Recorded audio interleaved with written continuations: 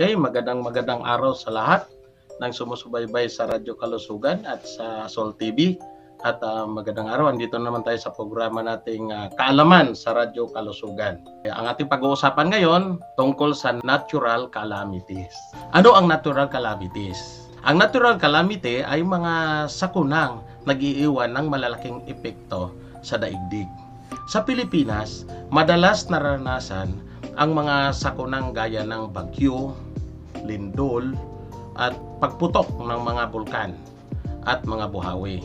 Ayon sa statista.com, dahil sa ang Pilipinas ay nasa Pacific Ring of Fire at naglaland sa Pacific Ocean, prone ito sa mga lindol at volcanic eruption. Ang mga baha dulot ng southwest monsoon o habagat at ang mga low pressure area na tumatama sa bawat rehiyon ay sumisira sa mga kabahayan at mga kabuhayan ng tao. Noong 2022, batay sa datos na inilabas ng World Risk Index, nangunguna ang Pilipinas sa most disaster-prone na bansa sa buong mundo. Isip-isipin na lang natin, tayo ang nangunguna sa buong mundo. Ano ang pinagmumulan o sanhi ng natural calamity? Ang natural calamity ay puwersang hindi mapipigilan na dumating sa bawat rehiyon sa Pilipinas at sa iba't ibang bansa, ngunit mayroong maaaring gawin ang bawat tao upang mabawasan ang magiging epekto nito sa atin. Dahil sa pataas ng pataas na epekto ng climate change, mas magiging malakas din ang mga sakunang dumadating kung kaya nag-iiwan ito ng malalaking pinsala sa iba't ibang bansa. Ayon sa National Integrated Climate Change Database and Information Exchange System o NICDIS, ang Pilipinas ang ikatlo sa most vulnerable country sa climate change. Ayon sa datos noong 2017 ng World Risk Report, malaki ang epekto ng climate change sa Pilipinas. Naapektuhan nito ang taunang pagbaba ng GDP, nag-iibang pattern ng mga bagyo, mga banta sa biodiversity at food security, pagtaas ng sea level at mga kalagayang pangkalusugan sa ating bansa. Kaya ano ang koneksyon ng GDP ng Pilipinas sa climate change? Ang Gross Domestic Product, GDP, ay ang standard na pagsukat sa halagang nadadagdag mula sa mga produkto at serbisyo sa bansa sa isang certain period. Sa latest ng IPCC Assessment Report, sinasabing lilikha ng mababang GDP mula sa taong ito hanggang sa 2100. Ang climate change, mas tataas ang porsyento ng kahirapan at pati na rin ang mga pangkabuhayan sa bansa. Ayon sa pag-aaral ng Asian Development Bank sa ekonomiya sa climate change, sinasabing mababawasan ng 6% ang GDP bawat taon simula sa 2100 kung isa sa walang bahala ang mga na dulot ng climate change. Sa parehong pag-aaral, sinasabing kung ang Pilipinas ay mag-i-invest ng 0.5% ng GDP nito mula 2020, mababawasan ito ng 2% sa taong 2100. Gaano kalaki ang nagiging pinsala ng natural calamity sa Pilipinas?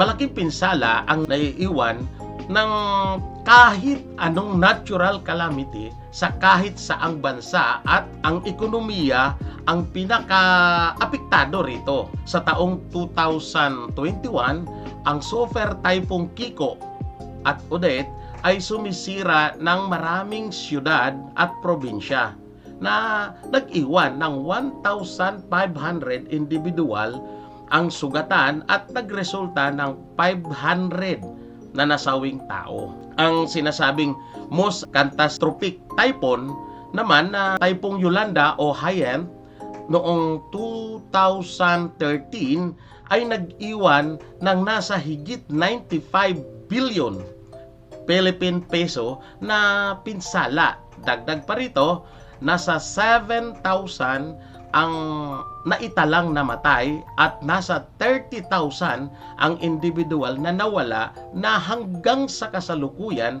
ay hindi nakikita. Sa parehas na taon, nasa 3 milyon individuals naman ang naapektuhan ng magnitude 7 sa lindol sa isla ng Bohol. Oo, sa lugar namin ito, isang buwan matapos ang nasabing super typhoon, isa ring namang high intensity na lindol ang tumama sa kanayunan ng Luzon noong 2019 na may 6.1 magnitude na nag-iwan ng maraming sugatan at kasawian ng buhay. Anong kalamidad ang may pinakamataas na risk index sa Pilipinas? At paano ito mapaghahandaan kung sakaling mangyayari ito? Ayon sa statista.com ay ang earthquake o lindol ang may pinakamataas na risk index sa natural disaster na tumatama sa Pilipinas. Ang risk index ay inilalabas taon-taon at nagbibigay ng ranking sa bawat bansa sa mga kalamidad na dumadaan bawat taon. Sa datos, 10 ang score ng lindol habang ang tropical cyclone naman ay 9.5, ang tsunami na may 9.3, ang flood o baha na may 7.2, epidemic na may 6.4 at tagtuyot na may 4.1. Isa sa nakikitang dahilan ng mga paglindol ay ang volcanic eruption at paggalaw ng lupa buhat ng 24 na active volcanoes tayo dito sa Pilipinas, na ayon sa PhilBox, huling naitala ang lindol noong Hunyo 15 na yumanig ng magnitude 6.3 na lindol sa maraming lugar sa Luzon at Metro Manila.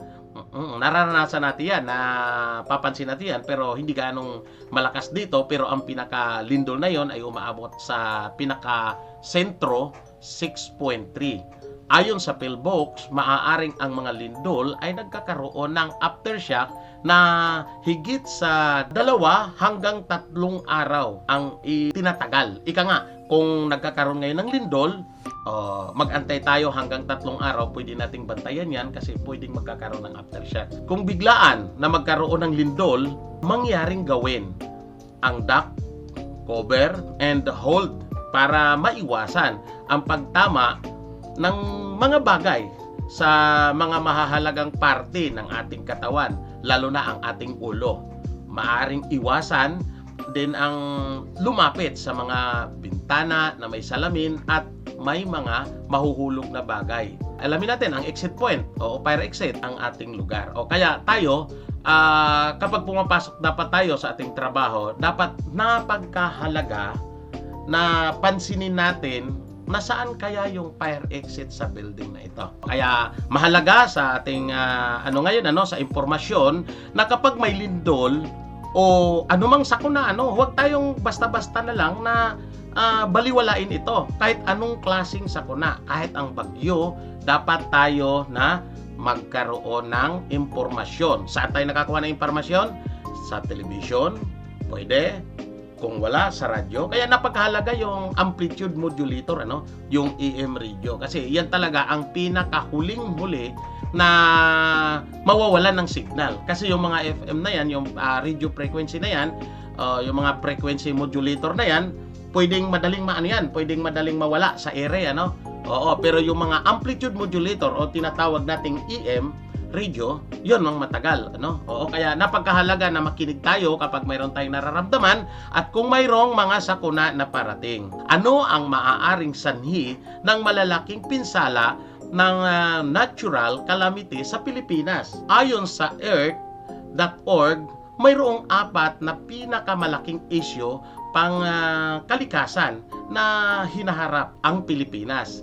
Dahil sa mga ito, mas lumalala ang naiiwang pinsala ng mga kalamidad na dumadaan sa bansa. Nangunguna rito ang air pollution. Sa mga nakalipas na taon, mas lumala ang isyu ng pollution sa hangin sa bansa.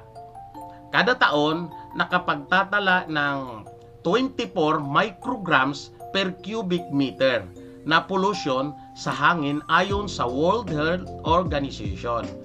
Ang mga polusyon na ito ay nagmumula sa mga sunog na fossil fuels gaya ng mga langis o uling. Sinasabing 53% ng population na walang access sa malinis na fuels na ginagamit sa pagluluto. Dagdag pa rito, ang mga usok mula sa mga sasakyan higit sa Metro Manila ay nagdadagdag din ng pagtaas ng pollution sa hangin. At ang mga sasakyan dito, nagpapatupad nga tayo ng tinatawag nating emission test pero hindi pa rin kasi na bigyan talaga ng pansin dahil pag nakikita mo sa daan, napakausok talaga ng mga sasakyan. Kaya sana naman makipag-cooperate naman ang mga may sasakyan. Dapat kapag alam natin na ang sasakyan natin ay loose compression na po, dapat po ipapagawa na po natin. Pwede naman nating ipa-overhaul yan, maiiwasan yung mga pollution na yan.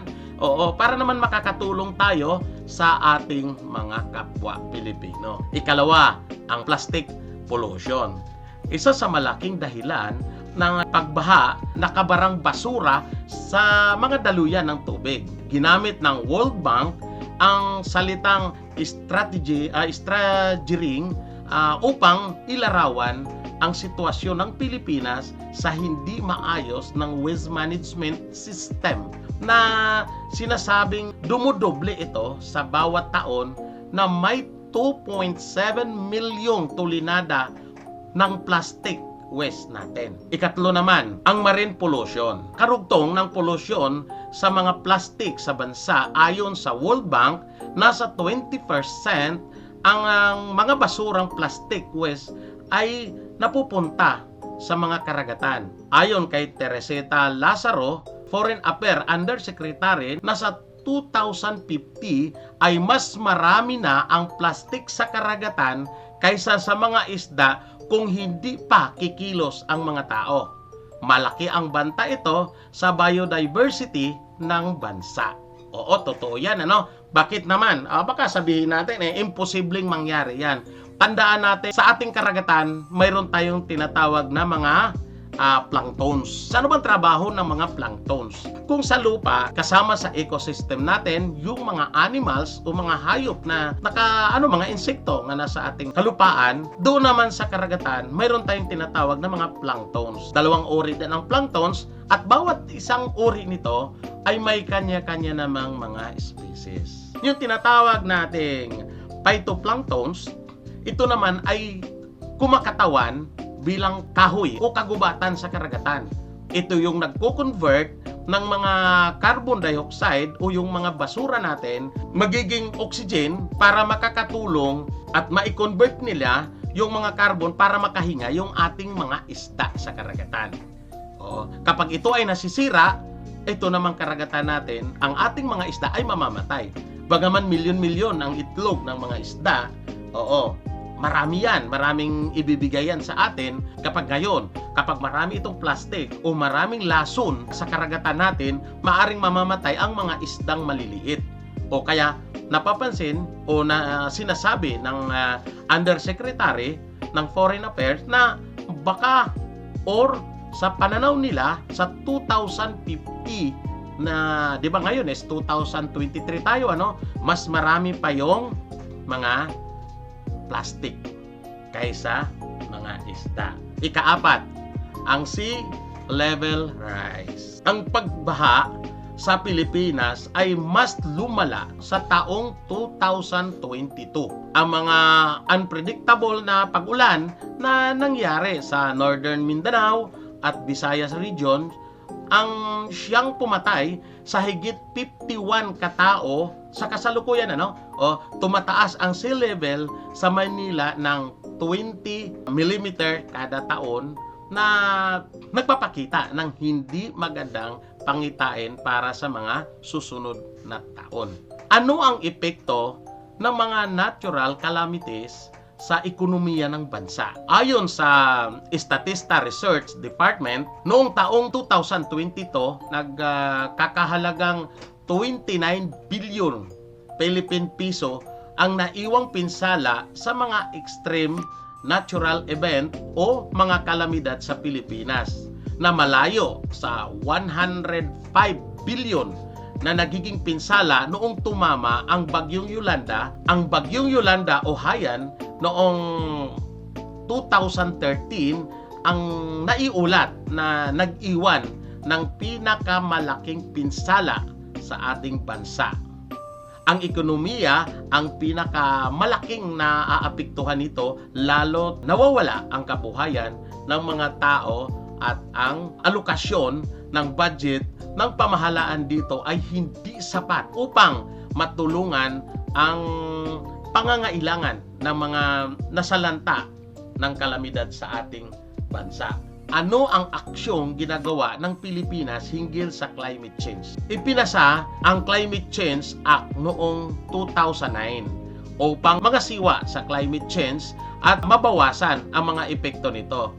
Ang Climate Change Act ay lumilikha ng mga pulisya na nakikipag-coordinate, nagmo-monitor at gumagawa ng mga evaluation sa mga programa at action plan ng gobyerno hinggil sa climate change. Nire-required rin ng Climate Change Act na lumikha o mag-develop ng Local Climate Change Action Plan o LCCAP ang bawat local government units o LGUs. Mas kilala natin yan, upang mas mapabilis ang pagkilos upang mabawasan ang malalang epekto ng climate change. Kaya dito ba sa natin, tayo ba mismo mga tao nakipagtulungan tayo dito sa Climate Change Act na ipinasa noong 2009? O ito bang batas na ito na talaga bang ito ba ay binigyan ng halaga naman ng mga nakaupong nasa ating gobyerno ngayon? O dapat bigyan natin ng pansin na to, at saka dapat ang nararapat dito ay bigyan talaga ito ng sapat na pondo. At yung mahigpit na polisiya. Hindi lang basta-basta na tayo ay nagbibigay tayo ng pero nakikita naman talaga natin na umaaksyon. Kaya lang, baka naman kulang. Baka naman kulang ang ating ginagawa, o baka naman kulang ang alokasyon, baka naman kapos naman din ang budget. Dapat ito ang bigyan ng pansin ng gobyerno. Sa usaping natural calamity, ano ang paghahanda ang ginawa ng Pilipinas? Sa ganitong usapin, nagkakaroon ng assessment ang gobyerno sa kung paano i-address ang usapin ng climate change sa bansa, at nakikita nila ito bilang threat, ngunit walang tamang alokasyon ng budget upang ma-address ang issue hinggil dito. Ayon sa isang survey na mula sa Statista Research Department, noong 2021, gumastos ang gobyerno ng mahigit kumulang 181.9 bilyong piso sa climate change, na mas mababa sa budget nito noong mga nakaraang taon. Kung ang mga threat na ito ay higit lalong hindi mapapansin, mas malalang disaster o calamities ang maaaring sumira hindi lang sa buong pangkabuhayan natin, kundi pati na rin sa buong bansa natin. Ano ang maaaring gawin upang mabawasan ang paglala ng epekto ng natural calamities? Ang natural calamities ay hindi mapipigilan, ngunit mayroong maaaring gawin upang mapigilan ang malalang epekto nito, hindi lang sa sariling bansa, kundi para na rin sa buong mundo. Una, magtanim. Ang pagtatanim ng mga puno ay maaaring makabawas sa paninipis ng ozone layer dulot ng climate change. Ito rin ang maaaring nakakatulong upang mas malisen ang epekto ng malalaking pagbaha. Ikalawa, ang pagtapon ng basura sa tamang tapunan. Ayan, ito na yung issue sa atin, dito sa Metro Manila o saan man yan, Metro Cebu, Metro Davao. Ito ay ang simpleng gawain, simpleng gawain lamang ito, ngunit kung makasanayang gawin, malaki ang maitutulong nito sa kapaligiran. Ang mga basurang hindi na itapon sa tamang basurahan ay maaaring magiging dahilan sa mga pagbara ng mga daluyan ng tubig na nagpapalala sa pagbaha. Kaya huwag yung kahit balat ng kindi, huwag kayong hulog ng hulog dyan sa kalsada. Dapat ilagay nyo sa bag, pagdating sa bahay, ilagay sa tamang tapunan. At saka tayo, dapat tayo, pinapasigla din tayo na dapat yung ating mga basura isiparate natin. Para alam naman yung mga basurero kung saan ito itatapon at kung saan ito ilalagay. Ikatlo, ang pagtitipid sa paggamit ng enerhiya. Ano ba yung enerhiya dyan? Di ba? Kuryente. Yan, kasama yan sa enerhiya. Ang sobra-sobrang paggamit ng enerhiya ay isa ring dahilan ng climate change. Dahil dito, maaaring lumipis lalo ang ozone layer na may malaking implikasyon sa pagkakasira ng planeta natin. Maaaring magtipid sa pagkukonsumo ng kuryente na malaking tulong sa kapaligiran at bawas sa gastusin. Ikaapat, mag-recycle. Ang mga bote o mga bagay na hindi ginagamit ay maaaring gamitin sa iba pang kaparaanan. Ang mga ito ay mahirap na ma-decompose. Kaya kung i-recycle ang mga ito, mababawasan ang mga basura at malalang epekto ng natural calamities sa bansa natin. Yon. Kapag kasi mayroong mga basura natin na hindi talaga basta-basta natutunaw. Ayon nga sa pag-aaral na ang isang plastic ay tumatagal ng 100 years. Kung i-recycle natin ito, makakabawas tayo sa ating tuloy-tulinada ng mga basura. Maraming salamat sa lahat ng sumusubaybay sa programeng Kaalaman sa Radyo Kalusugan. Sa susunod ulit na Friday, at mayroon din po kaming programa sa tuwing Merkulis, alas 4 hanggang alas 7 ng gabi sa Kalikasan, Kalusugan. Ayan, doon din kami doon. Ang pinag-uusapan naman doon tungkol sa kalikasan at mga kalusugan kasama ang iba't ibang doktor. Kung sinong doktor na posible, depende sa topic, yun po. At ang pinaka-special guest namin talaga doon, ang regular guest namin, si Dr. Alan Landrito. Kaya maraming salamat sa Radyo Kalusugan, maraming salamat sa Azul TV, at sa lahat ng sumusubaybay sa aking programang Kaalaman sa Radyo Kalusugan. Magandang araw po.